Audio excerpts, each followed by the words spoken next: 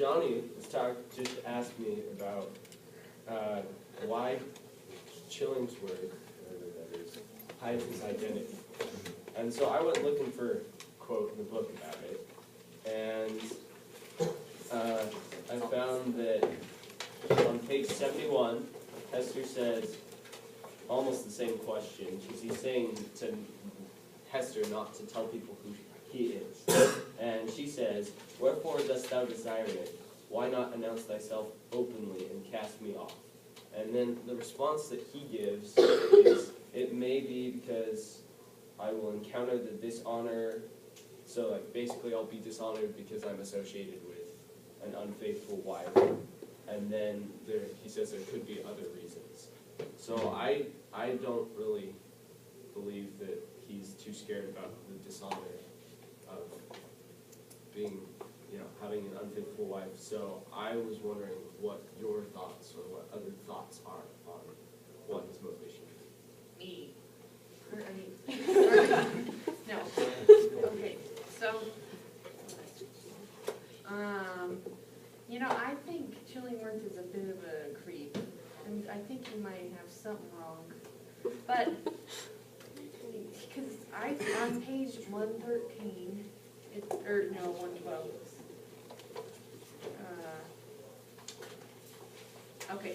Thus Roger Chillingworth scrutinized his patient carefully, both as he saw him in his ordinary life, keeping an unaccustomed pathway in the range of thoughts familiar to him. He deemed it essential, it would seem, to know the man before attempting to do him good. Okay, yeah. And he's the type of person who's like, "Here, let me be your best friend so I can wrench your heart out." And I think he's got revenge issues, which is understandable, and I would too, but he scares me.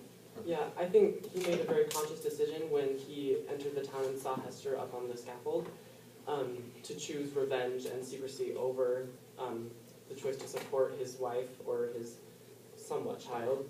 And referring to question 3 on the sheet we got, I think the suffering that we see the most is with Dimmesdale, but I think Chillingworth truly suffers the most because he has revenge in his heart, and that is what will go against someone's morals, and they will eventually die out, which he does because of his motives. That's another question that I've had throughout the whole book, who the bad guy is. Because you think about it, Chillingsworth's wife cheated on him, but we're rooting for his wife to cheat on him.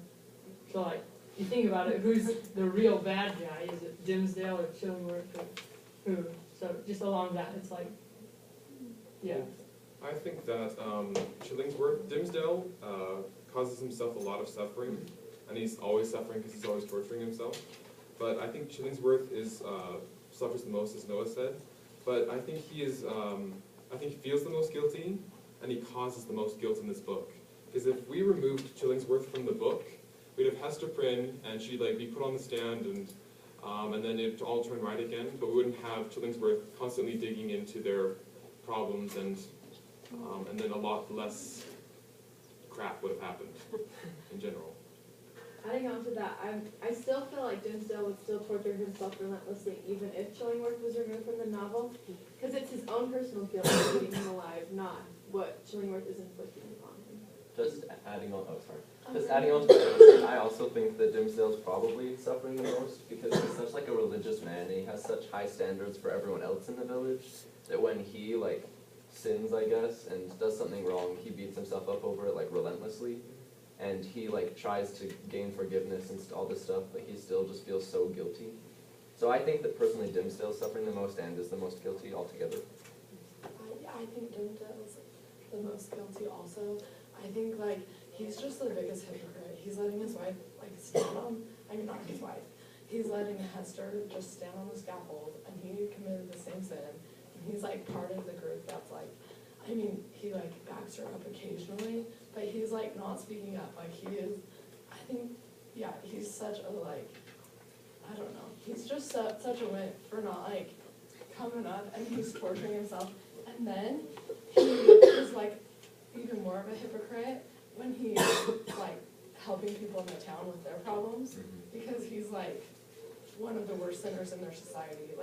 Like it's considered so bad what he did. I definitely agree with that, and I think that part of the reason why he doesn't stand up for Hester is partly because he's afraid of the crowd and what will happen to him with his reputation, but also I think he's very afraid of his beliefs, because he has a belief in a higher being or a god, and he believes that he's going to be severely punished, and so he's trying to inflict this punishment on himself instead of being honest with himself and repenting to his God.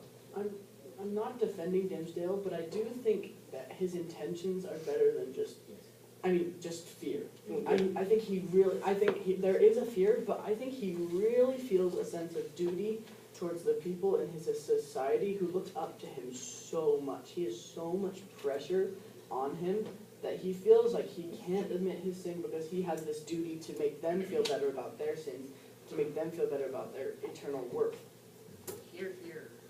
I think we see that like come into play when instead of just running away at the end of the book with Hester to go back to England and trying to like forget it all, he stands up there and finally confesses his sin, and then he tells Hester that he's gonna let God punish him, not him, and so then he just dies. So I think he ends it in a very like I don't know, honorable way, I guess, instead of like just letting it continue on and get worse.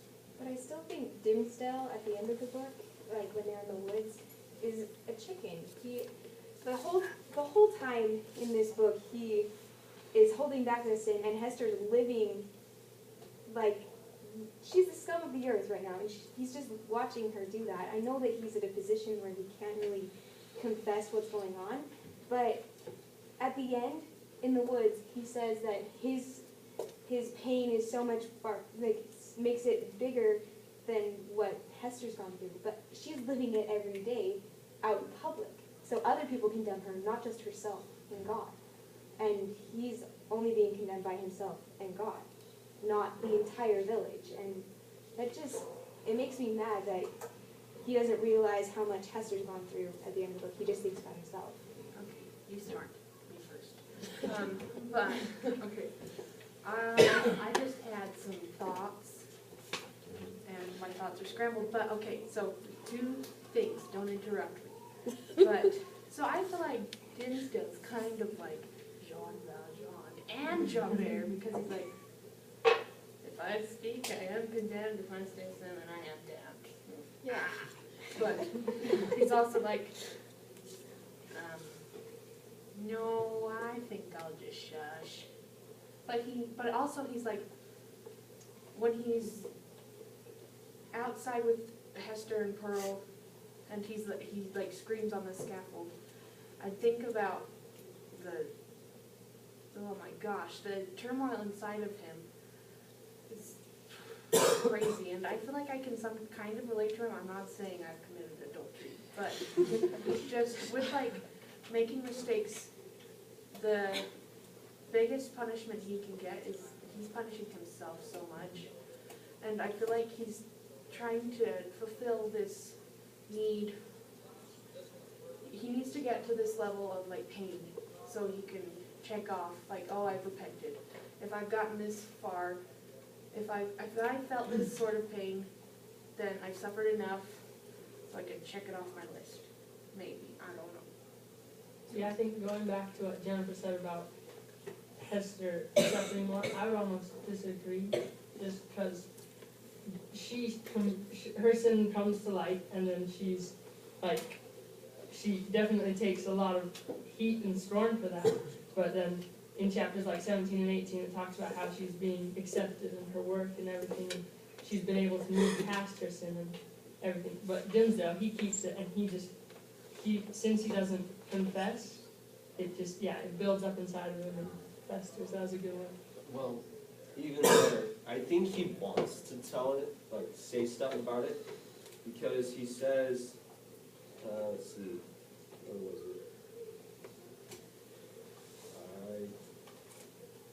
He wanted to speak out from his old pulpit at the height of his voice and tell the people what he was. So he wants to tell people what he's done and who he is, but I feel like because he's religious, he's waiting for when he feels he gets kind of, I don't know, revelation or spiritual conferment of, yes, this is the time to tell, so that he won't harm his congregation or the people that believe, because they know who he is. John, where in the book is that? That was on page 132.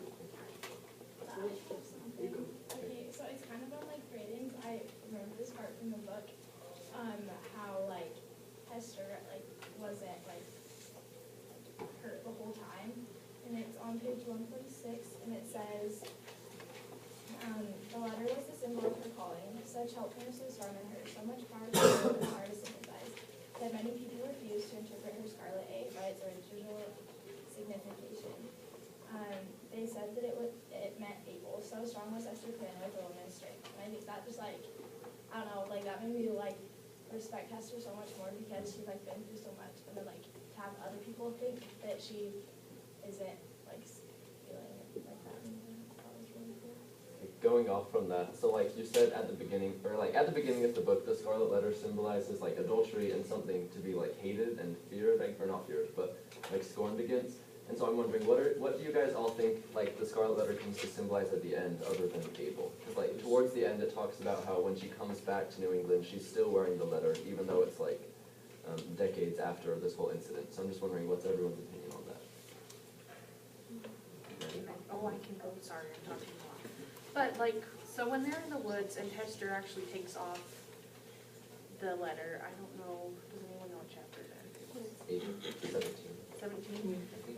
Pearl like freaks out at Hester, and she's like having a tantrum and won't come over.